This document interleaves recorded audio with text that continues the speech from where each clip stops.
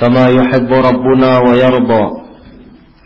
أشهد أن لا إله إلا الله وحده لا شريك له، وأشهد أن محمدا عبده ورسوله صلى الله عليه وعلى آله وسلم تسليما كثيرا. أما بعد،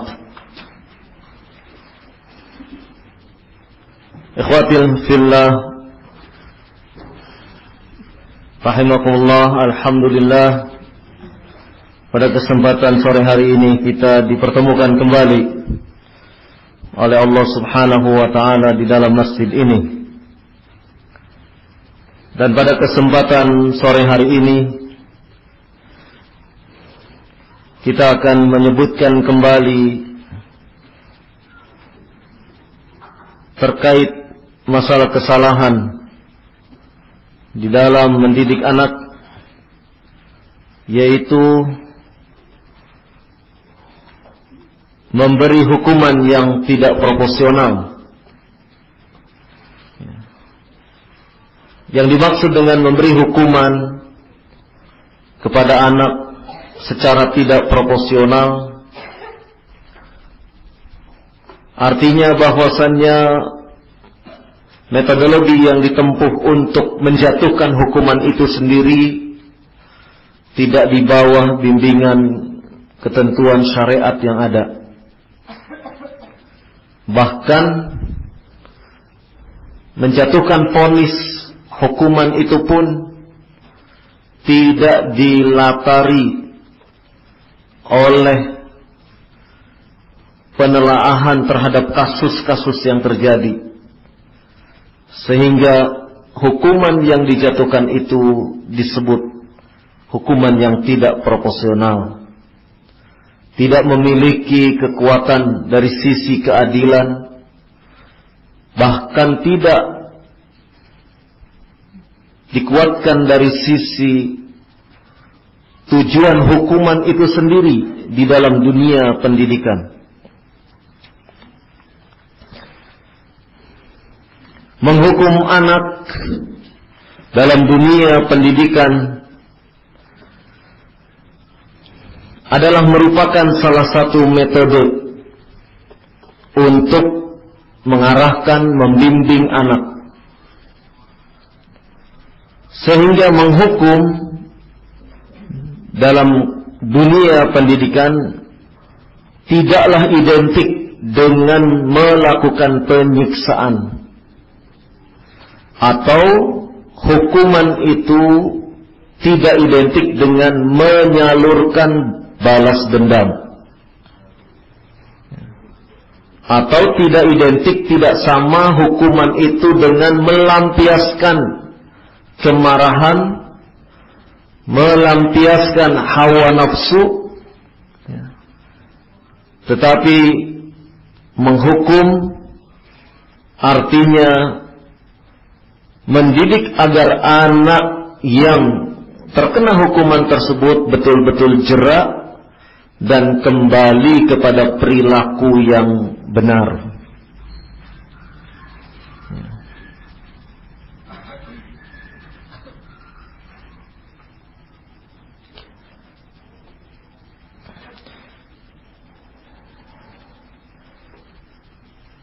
Rasulullah sallallahu alaihi wa ala alihi wasallam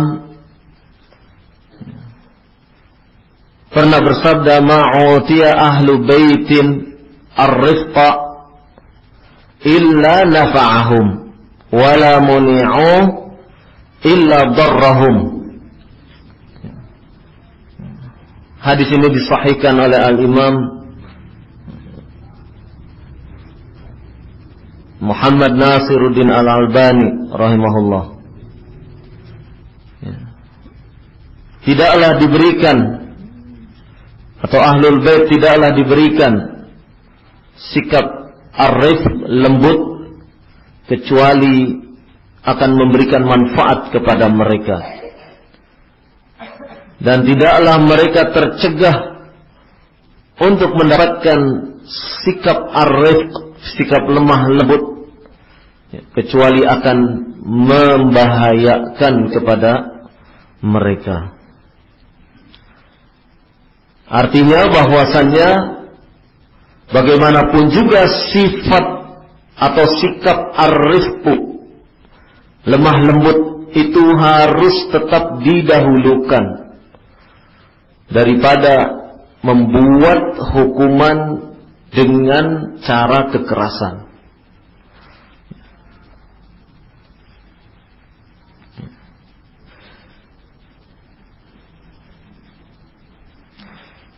Menghukum dalam rangka mendidik, bukan dalam rangka menyiksa,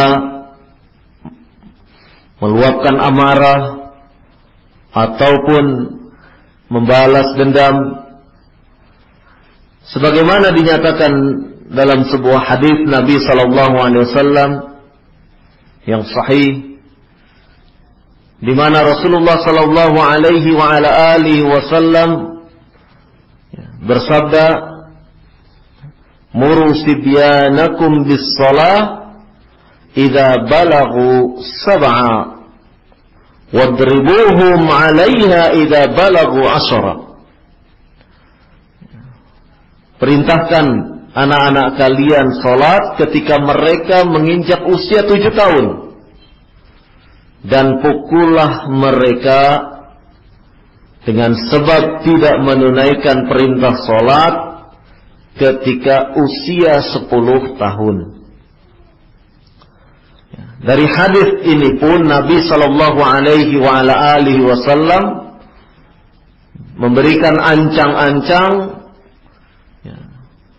kapan hukuman itu diterapkan dalam bentuk kekerasan, artinya dalam bentuk pukulan. Nabi SAW menyebutkan pukullah mereka ketika mereka telah menginjak usia 10 tahun.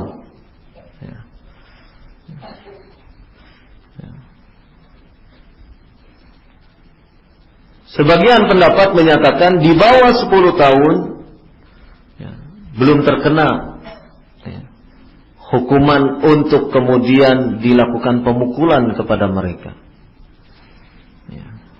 Karena Nabi SAW memerintahkan pemukulan itu pada usia 10 tahun. Itu pun dengan syarat pukulan yang diterapkan kepada anak tidak kemudian menimbulkan sesuatu yang membuat madarat kepada anak. Digencarkan peraturan itu. Bila perlu peraturan poin 1 yang tidak boleh membuang sampah dilekatkan di kamar. Tidak boleh bangun pagi ditempelkan di dekat kamar tidurnya, dan seterusnya. Sehingga anak benar-benar dia memahami peraturan tersebut. Nah, kadang-kadang kita sebagai pendidik hanya mengumumkan 1 kali, kemudian setelah itu ketahuan ada santri yang melanggar, dengan pengumuman yang sudah diumumkan langsung diberi tindakan hukuman. Padahal peraturannya banyak yang dibacakan malam itu. 1, harus tidak boleh buang, peraturan tentang kamar lah, tidak boleh buang sampah. 2, tidur harus jam 10. 3, bangun harus jam 4. 5, setiap tiket harus menyapu lantai jam segini. 6, wah, sekian banyak. Sehingga ketika diumumkan baru 1 kali, kemudian terjadi pelanggaran, maka tidak seyogyanya kita kemudian harus mengambil tindakan melakukan penghukuman. Karena apa? Sosialisasi dari aturan itu sendiri belum tentu difahami secara keseluruhan oleh anak-anak. Dengan segala keterbatasan anak, dengan segala kekurangan yang ada pada diri anak, sehingga lebih bijak apabila kita terus memberikan pengumuman-pengumuman tersebut, terus memberikan pemahaman-pemahaman tersebut, sehingga aturan itu benar-benar difahami oleh anak-anak. Ini kesalahan dalam memahami sesuatu yang dijadikan sebagai ketentuan. Kesalahan anak lainnya biasanya terletak pada inti masalah, kesalahan dalam aplikasi, penerapan. di dalam penerapan itu sendiri.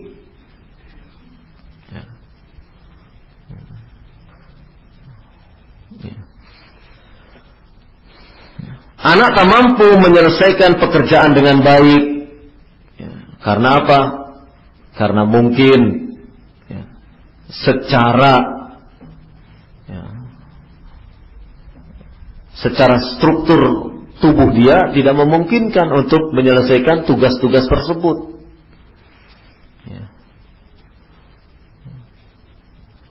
Misalkan seorang anak yang dia baru lulus SD masuk ke pondok pesantren. Selama ini yang terus didrill oleh gurunya di sekolah dasar menulis Latin. Begitu masuk ke pesantren, dia kurang terlatih untuk menulis Arab. Oleh pembimbingnya terkena hukuman, buat satu halaman menulis huruf Arab dengan waktu setengah jam. Jari jemari dia tidak terlatih. Motorik halus dia tidak secanggih anak yang memang sejak kecil mungkin sudah terbiasa nulis Arab. Maka dalam keadaan seperti ini, dalam proses aplikasi dia menerapkan tugas tersebut tidak akan bisa dia tunaikan dengan baik. Nah, hal-hal yang demikian akan menyebabkan kemudian anak akan merasa kesulitan. Dalam proses tataran tatbik, pelaksanaan aplikasinya, dia mengalami gangguan-gangguan. Dan apabila hal ini tidak kita cermati, kemungkinan anak bisa frustasi, merasa minder, kemudian tindakan yang paling yang paling parah dia lakukan, dia melakukan blocking, mogok, nggak mau ke pondok. Ini diantara sebab ketika dia mencoba untuk pada tataran yang sifatnya aplikatif, dia tidak mampu untuk menyelesaikan tugas-tugas dirinya. Nah, sehingga apa? Sehingga inti kesalahan, masalah yang ada pada anak itu, dia tidak mampu menyelesaikannya. Tidak mampu untuk menyelesaikan tugas tersebut. Nah, yang demikian ini jelas harus dipahami dengan sebaik-baiknya oleh orang tua ataupun pendidik.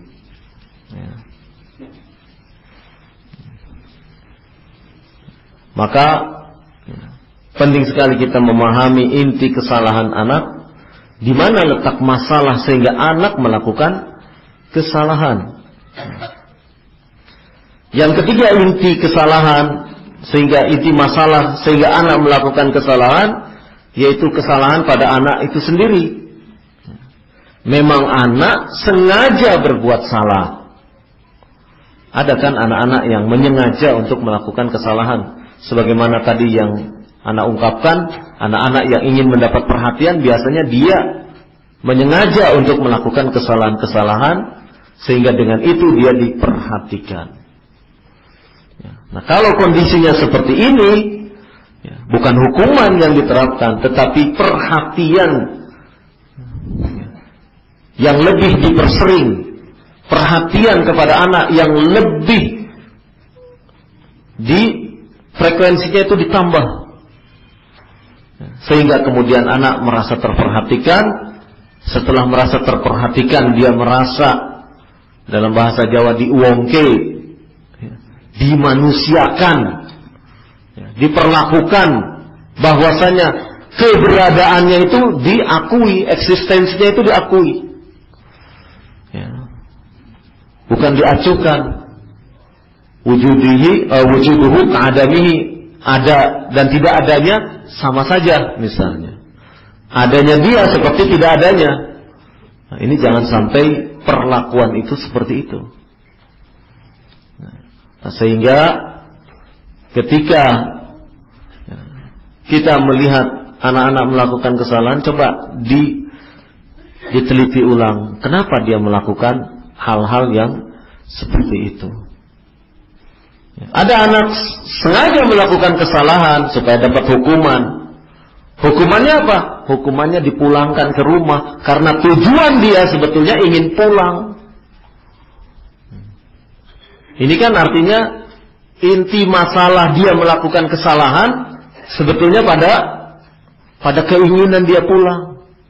Sehingga dia menyengaja melakukan kesalahan supaya dapat skorsing dikembalikan ke orang tuanya. Itulah sebetulnya yang dia cari. Nah, dalam kondisi seperti ini jangan kemudian kita sebagai pengurus seperti ada kejadian di sebuah pondok. Anak ini malas masuk pondok.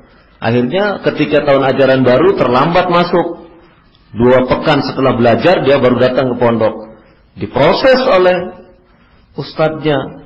Kau telah melanggar, maka skorsing. Kau dihukum tidak boleh ke pondok selama 1 bulan. Ya gratis. Ya, khair sekali ustadz ini.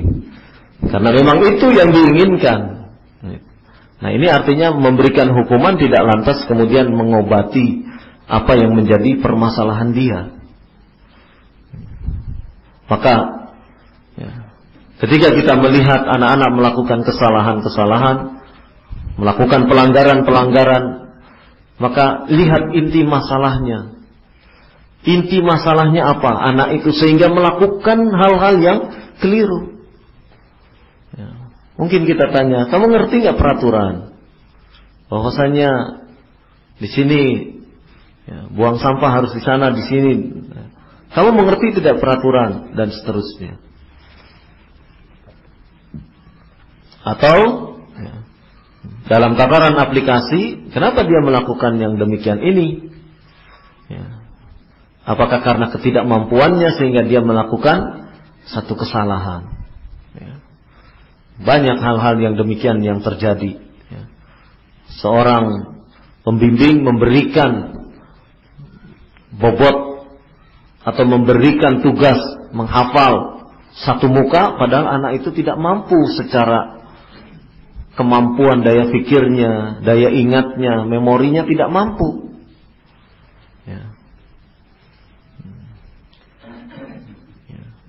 IQ-nya memang agak lemah, tapi dipaksa untuk bisa menghafal. Nah, jelas secara aplikatif ini akan menimbulkan masalah. Nah, ketika anak tidak bisa menyelesaikan tugasnya menghafal 1 muka misalnya, nah, jangan kemudian lantas dihukum. Kenapa? Karena inti masalah dari anak, inti masalah dari anak adalah ketidakmampuan dalam mengaplikasikan apa yang ada pada dirinya.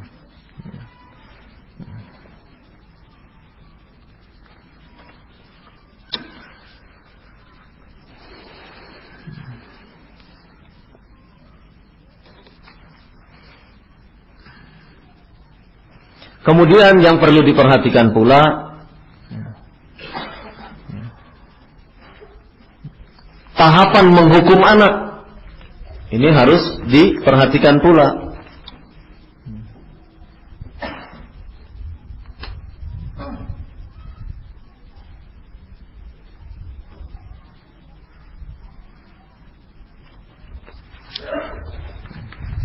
Tahapan menghukum anak di antara yang dilakukan oleh salafun saleh, yang pertama memperlihatkan cambuk pada anak.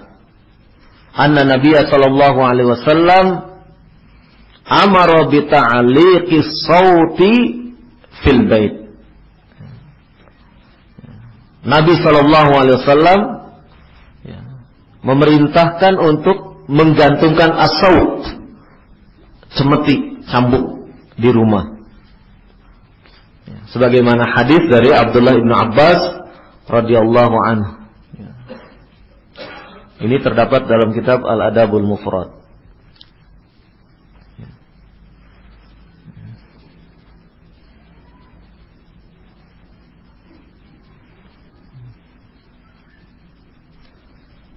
Tujuannya apa? Memperlihatkan cambuk, menggantung cambuk. Tujuannya agar anak memahami bahwasannya kesalahan itu memiliki resiko. Kekeliruan itu menimbulkan resiko. Seseorang yang salah pantas untuk mendapatkan hukuman. Tetapi sekali lagi, cambuk itu bukan berarti setiap anak salah cambuknya turun.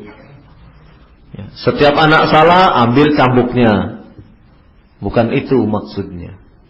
Tetapi proses penyadaran anak untuk tidak melakukan kesalahan dengan cara apa? Mengingat ada cambuk itu hukuman. Jadi ini merupakan proses penyadaran sebetulnya.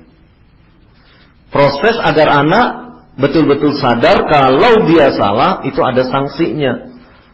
Dengan kata lain, menanamkan bahwasannya kesalahan itu tidak gratis. Harus ada konsekuensinya. Nah, konsekuensi itu diingatkan dengan lekatkannya atau digantungkannya cambuk di rumah.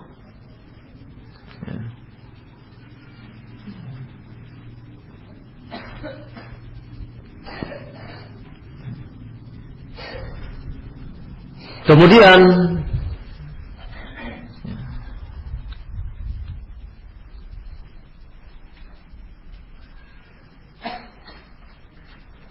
disebutkan pula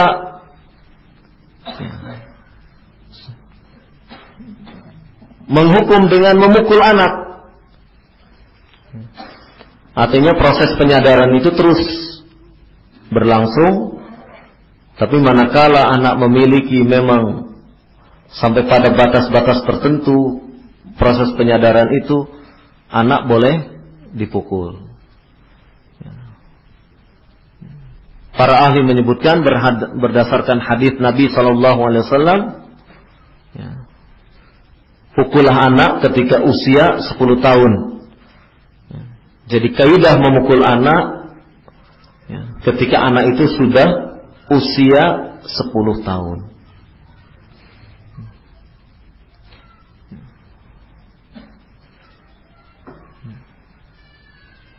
Kemudian kaidah lainnya batas jumlah pukulan.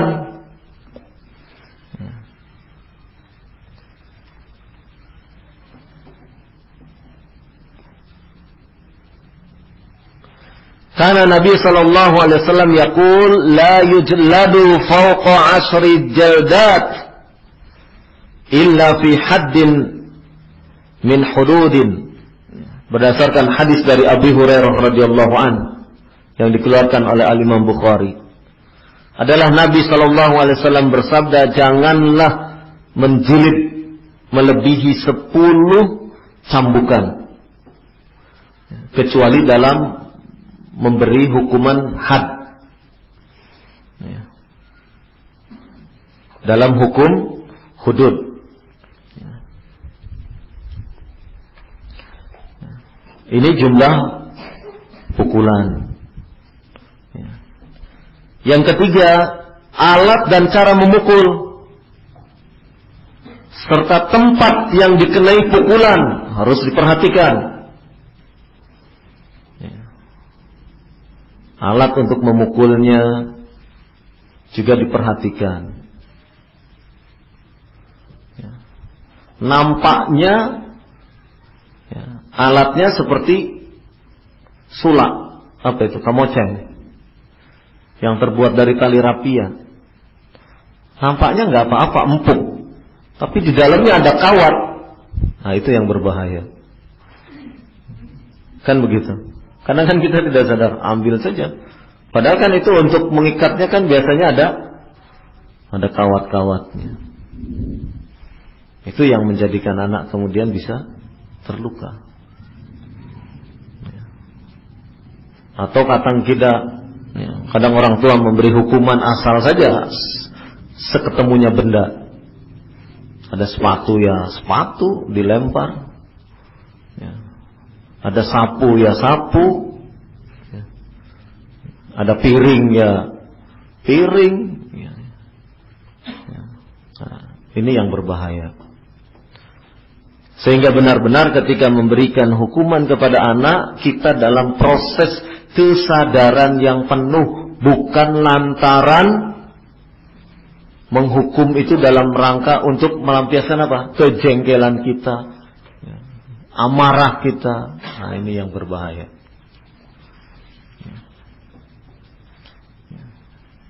Alatnya dan cara memukulnya juga harus diperhatikan. Cara memukulnya kan lain, memukul dengan posisi diayunkan dengan posisi alat itu tidak diayunkan, kan lain. Ini berbeda. Itu cara memukul. Cara memukul dibeginikan dengan cara memukul cuma dicutik, beda. Ini pun harus diperhatikan. Kenapa diatur sedemikian rupa? Jangan sampai timbul penyesalan di kemudian hari. Setelah selesai menghukum anaknya lebam-lebam, baru setelah itu melihat, kasihan ya, kenapa saya kok seperti itu? Nah, itu namanya penyesalan. Ini diatur. Tempat yang dipukul pun, sebagaimana hadis Nabi SAW tadi, diantaranya dilarang memukul wajah. Biasanya kita mengarahkan ke wajah karena itu sasaran yang paling dekat. Padahal itu berbahaya sekali. Berbahaya sekali.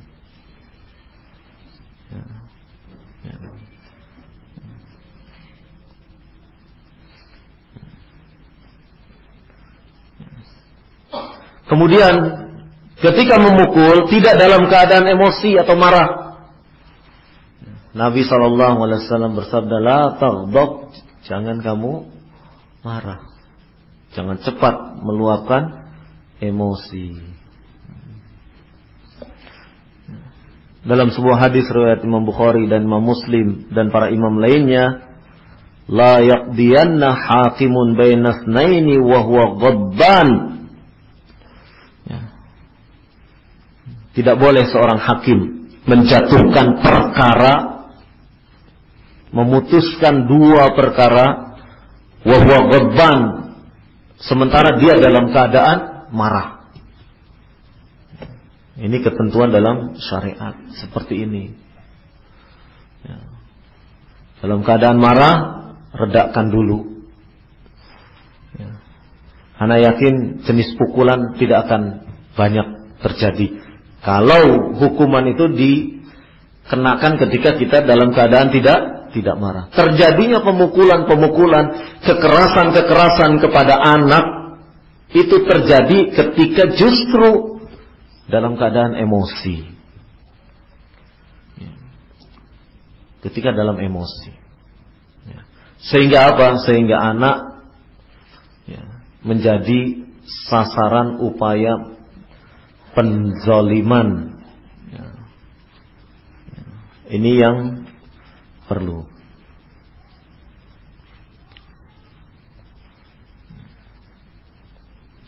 Dalam sebuah hadis yang diriwayatkan oleh Abu Sa'id Al-Khudri radhiyallahu an, hadis ini dikeluarkan oleh Al-Imam Tirmidzi,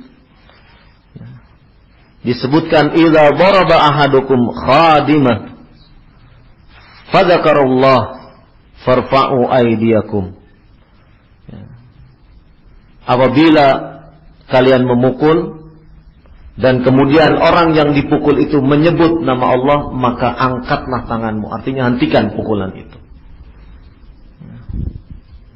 Artinya berhenti menghukum bila anak itu menyebut nama Allah. Wah, ini pura-pura. Sudah. Jangan pura-pura. Kita lebih bagus taat saja kepada apa yang diperintahkan. oleh junjungan kita Nabi Muhammad SAW. Ya. Ya. Karena sesungguhnya entah dia pura-pura, entah tidak, karena zahir anak itu menyebut nama Allah, ya, itu artinya dia pada taraf kesadaran, dia ingat kepada Al-Khaliq, kepada penciptanya. Dan ini sebenarnya nilai pendidikan, ya, mendekatkan anak kepada Al-Khaliq, kepada Allah Subhanahu wa ta'ala.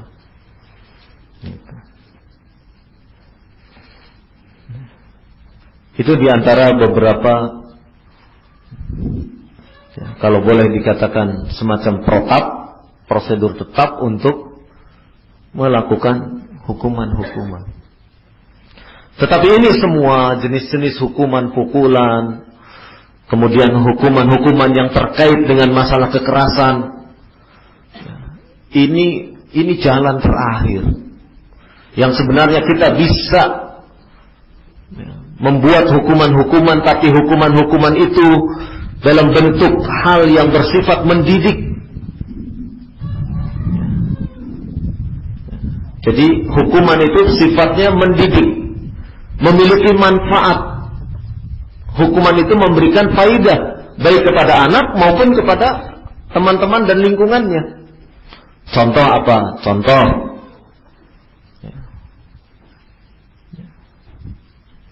anak yang melakukan kenakalan, yang kenakalan itu di luar kebiasaan atau melampaui batas, karena mereka berkelompok misalnya, yang melanggar sampai 5 orang,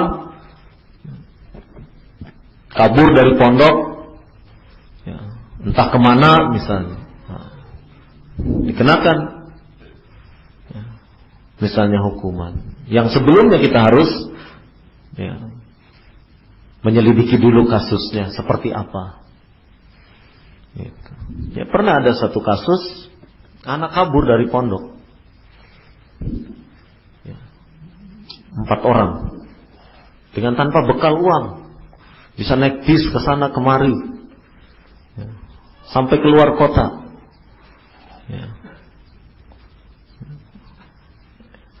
Selidik punya selidik, akar masalahnya hanya ingin anak itu jalan-jalan. Ditanya sama musrik-musriknya, pengasuhnya, kami itu sebetulnya cuma ingin jalan-jalan. Nah, dalam posisi seperti ini, kita sebagai pengasuh introspeksi diri.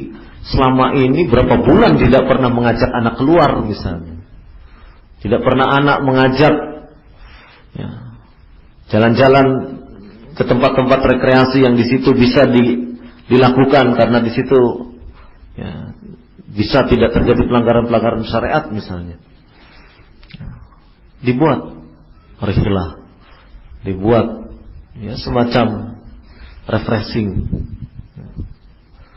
Ini ada anak yang seperti ini, pernah kasus terjadi seperti ini. Hanya ingin istilahnya bepergian. Nah, dalam posisi seperti itu menjadi masukan bagi pengurus. Nah, tetap karena itu melanggar, tetap dijatuhkan hukuman. Apa hukumannya? Banyak hukumannya. Karena dia sekian banyak orang, berikan hukuman-hukuman yang memiliki faedah manfaat untuk dirinya. Misalnya hukuman membersihkan MCK selama 1 minggu berturut-turut. Atau kalau kesalahannya agak ringan, 3 hari berturut-turut. Tugas terus. Dan ketika memberi hukuman, yang memberi hukuman harus mengawasi. Jangan hukumannya membersihkan MCK 3 hari berturut-turut, terus setelah itu tidak ada pengawasan. Itu namanya membiarkan anak untuk kemudian terjatuh lagi kepada pelanggaran berikutnya. Terus dikawal dia sampai dia menunaikan tugas hukumannya itu. Diawasi. Nah, ini proses memberikan hukuman. Kadang-kadang ada hukuman-hukuman yang justru kontraproduktif dengan dunia pendidikan itu sendiri. Contoh menghukum anak, kamu tidak hafal, berdiri di sini. Ketika anak berdiri, apa faedah yang dia dapatkan? Yang jelas dia capek, lelah, suruh berdiri.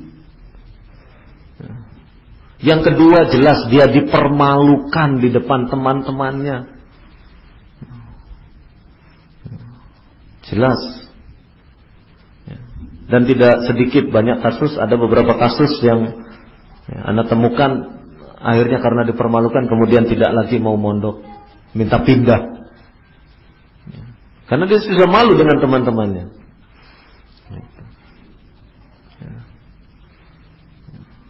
Yang ketiga, jelas dia tidak mendapatkan faidah apapun. Yang lain mencatat, dia berdiri saja di situ. Tidak ada faidah yang bisa dia dapatkan. Kecuali kalau dia ingatannya tajam, mungkin setiap ucapan gurunya dia hafal kata per kata. Tapi yang jelas hukuman seperti itu, apalagi disuruh hukum berdiri satu kaki lagi, wah ini sudah. Ini jelas merugikan anak.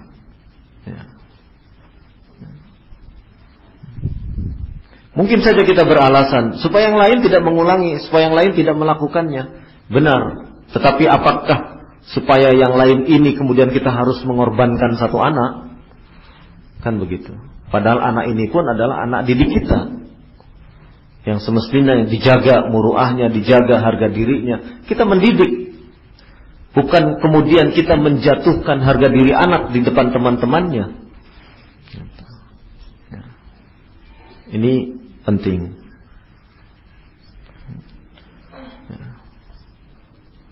Lebih bagus mungkin ketika dia tidak hafal, kalau begitu hukumannya, karena kamu tidak bisa menghafal setengah muka dari Al-Quran, maka hukumannya kamu tulis apa yang belum kamu hafal tersebut.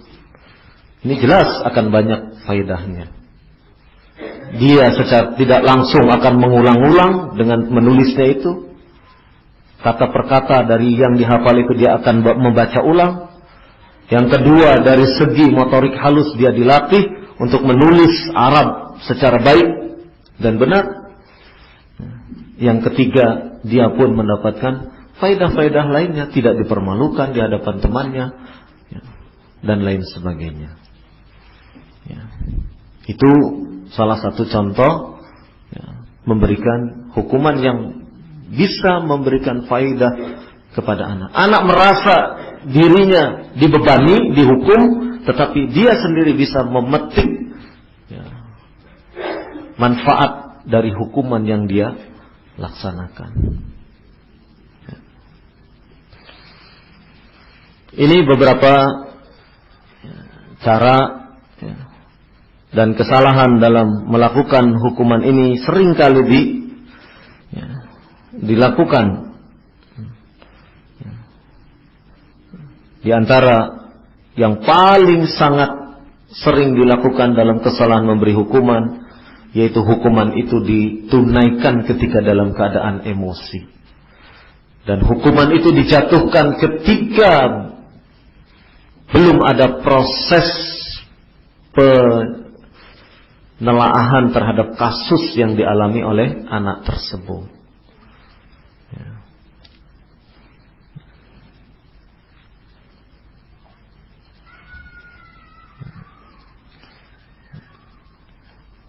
Maka di dalam proses belajar Rasulullah SAW menyebutkan yassiru wala tu'assiru, basyiru wala tunaffiru.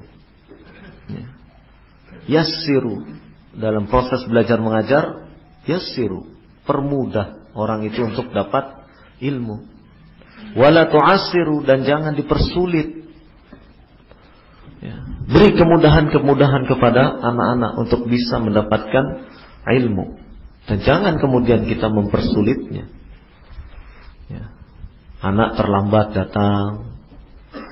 Ya. Masya Allah, alhamdulillah masih bisa datang.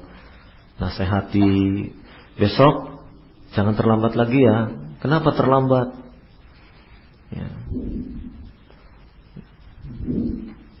Bangunnya kesiangan? Tidak. Ya. Abahnya terlambat ngantarkan? Tidak. Nah, lantas apa? Ya, masalahnya sepele. Ya. Nyari buku tidak ketemu. Nah, gitu. Ya. Jangan kemudian menjadi pendidik, anak datang terlambat. Ah, kamu terlambat. Ya. Kamu harus dihukum karena terlambat. Ternyata keterlambatannya karena ban sepeda motornya bocor. Apakah pantas ban sepeda motor bocor kemudian hukuman itu dikenakan kepada anak? Kan begitu. Mungkin lebih pantas kalau hukumannya dikenakan kepada ayahnya, kepada abinya. Anak itu tinggal naik, kan begitu. Maka ya, menghukum, ya, hendaklah kita melihat, ya, anak sudah mau belajar saja itu sudah Masya Allah bagi kita, ya, sudah sesuatu yang patut untuk kita syukuri. Anak mau datang, mau belajar, itu sudah merupakan sesuatu yang sangat menyenangkan kita, ya. Maka yassiru wala tu'assiru, permudah bagi anak. Jangan kemudian dipersulit anak itu untuk mendapatkan ilmu, untuk mendapatkan pelajaran. Basyiru, dan gembirakan anak. Ya, gunakan metodologi pengajaran yang menggembirakan anak, yang anak itu kemudian tidak bosan. Wah, seharian ini belajar di kelas, kita belajar di bawah pohon yuk sekarang. Nah, misalnya belajarnya di sawah yuk. Nah, misalnya kan tidak apa-apa, sekali-sekali. Jadi tidak monoton. Maka senangkan anak itu dengan kegiatan belajar mengajar itu, anak menjadi senang. Suatu ketika mungkin satu waktu, ya, pengajarnya membawa buku-buku cerita. Dah sekarang, ya, pelajaran, ya, hafalan kita baca cerita saja. Wah ya, wah itu kan seakan keluar dari dari rutinitas kan keluar. Sekali-kali memang harus diberi kejutan-kejutan seperti itu. Ya, anak tiba-tiba senang. Ya. Ya, nanti setelah anak, Ustaz, mana buku ceritanya lagi? Oh, ya harus hafal dulu. Nanti baru kalau sudah hafal kasih lagi. Ya, sudah mulai kecanduan toh. Terus digembirakan anak itu, disenangkan anak itu dengan, ya, proses belajar mengajar.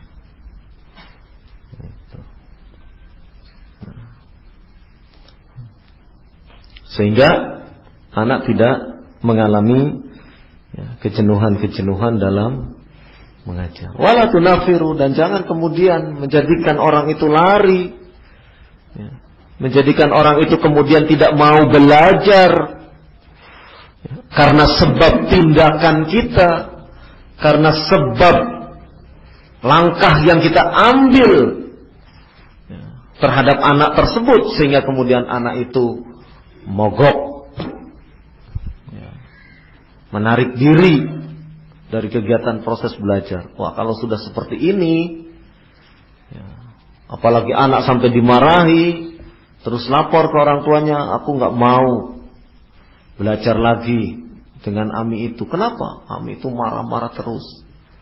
Wah, itu harus melakukan tindakan spesial untuk merubah image pemarah. Tukang marah-marah ini harus gerakan yang cepat dilakukan.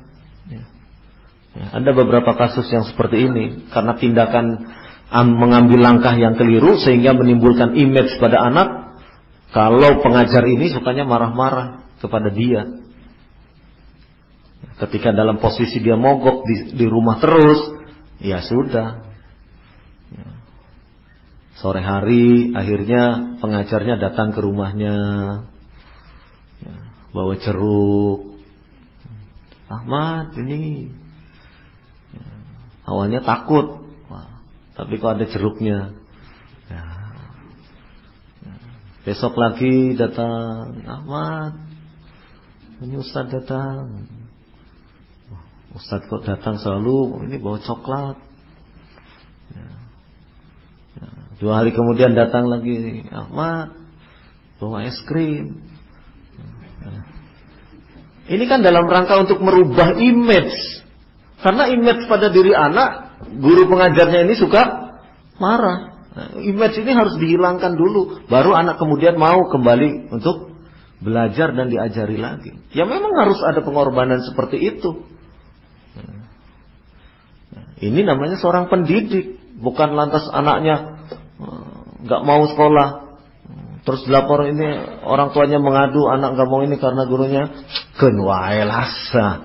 Nah itu bukan pendidik namanya. Kalau pendidik itu ya Allah ini anak didik saya kemana ini hilang. Ya, coba dibujuk. Itu namanya pendidik. Betul-betul ingin menyelamatkan anak didiknya supaya terus senang belajar. Itu. Terus seperti itu. Sampai harus memang seperti itu, datang bawa oleh-oleh, datang terus dalam rangka untuk merubah image itu tadi.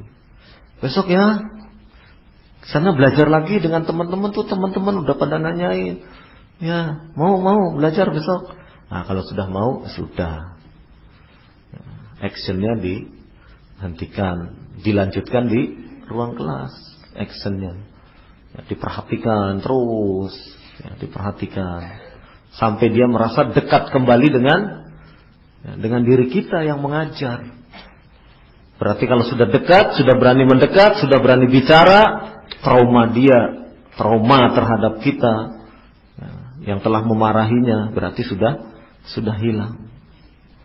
Nah, ini yang terus untuk kita perbuat manakala ada timbul kasus-kasus seperti itu. Ini terkait masalah penghukuman.